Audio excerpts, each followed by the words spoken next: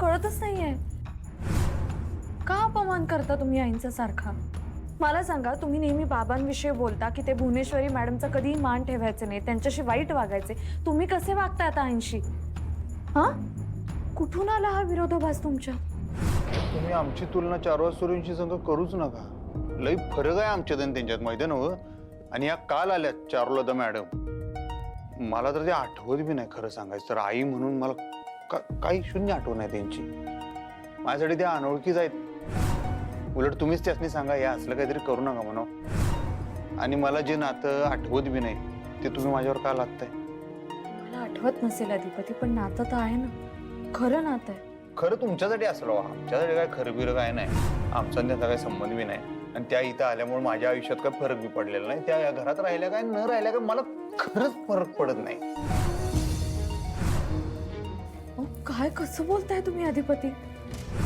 तुमच्या सख्या आईविषयी बोलताय तुम्ही, असं कसं बोलू शकता? तुम्ही ना चोच इशे उघडत बसू नका. मी तुम्हाला लय वेळा सांगितलंय, आमच्यासाठी आमच्या आई म्हणजे आमच्या फक्त आई साहेब आहेत, बास, बाकी कोण नाही. आता ह्यो विषय बंद करा. मी हात जोडतो. समाधान वाटतं मला. आवडली म्हणजे नुसती आवडली नाही, मी आणखी 3-4 वाट्या खाऊ शकतो एवढी आवडली आहे मला. मग आणखी आणून देऊ का? मी आणते तुमच्यासाठी. चारू,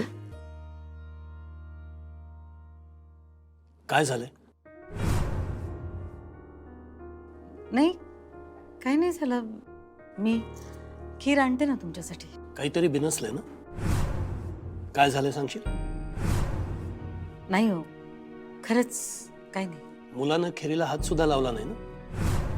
म्हणजे जेवताना नाहीच खाणार म्हणाला तो. नंतर तू घेऊन गेलीस तेव्हाही नको म्हणाला असेल. नाही, तसं काही नाही.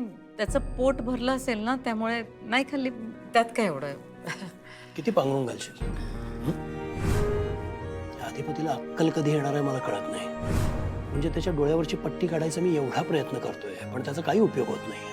मला वाटलं होतं तू आल्यानंतर त्याच्यामध्ये फरक पडेल, पण नाही. तू आल्यावर तर हट्टीपणा जास्त वाढतोय त्याचा. मला कळत नाही त्याचं काय करावं. जाऊ द्या, तुम्हाला आवडली ना खीर, मी आणते तुमच्यासाठी.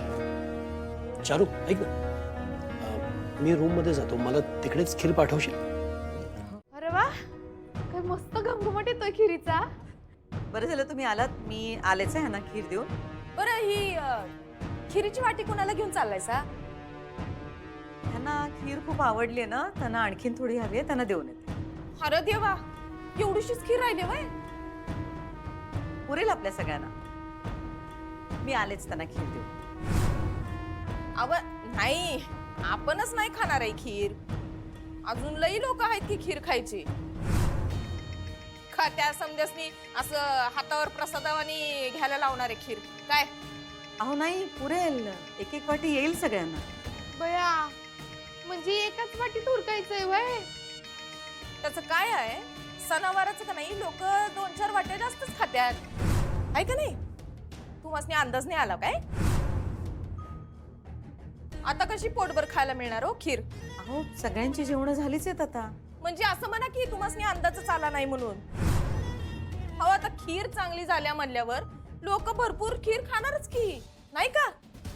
कसं आहे, ह्या घरात का नाही नुसती तोंडाला पानं पुसल्यावानी करायची पद्धत नाही बरं का. या घरात का नाही जंगी कामं असतात.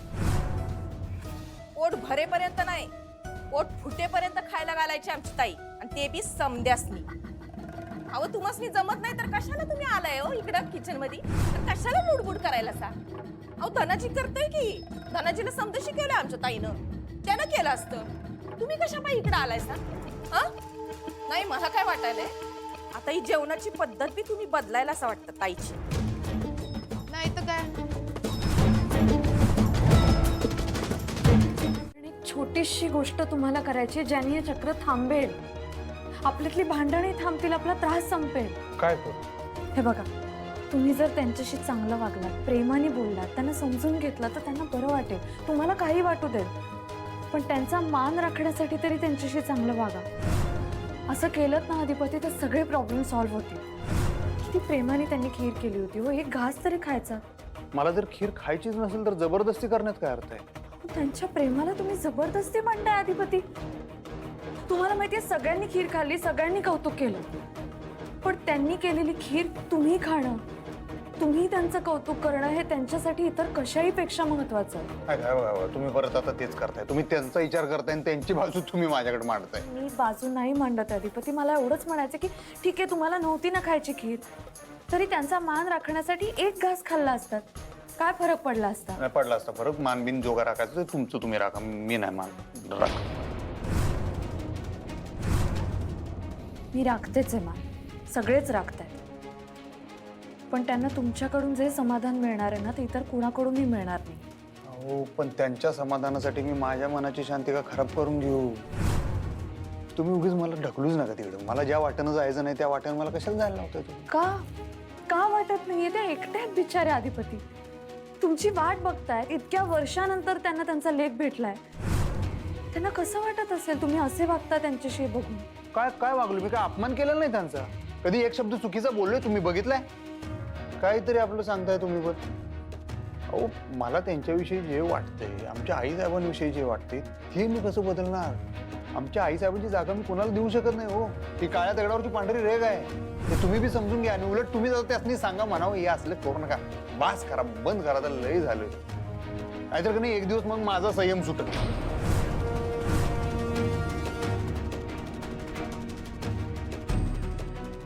असं चिडून आणि रागावून घराबाहेर नाही पडायचं कधीच.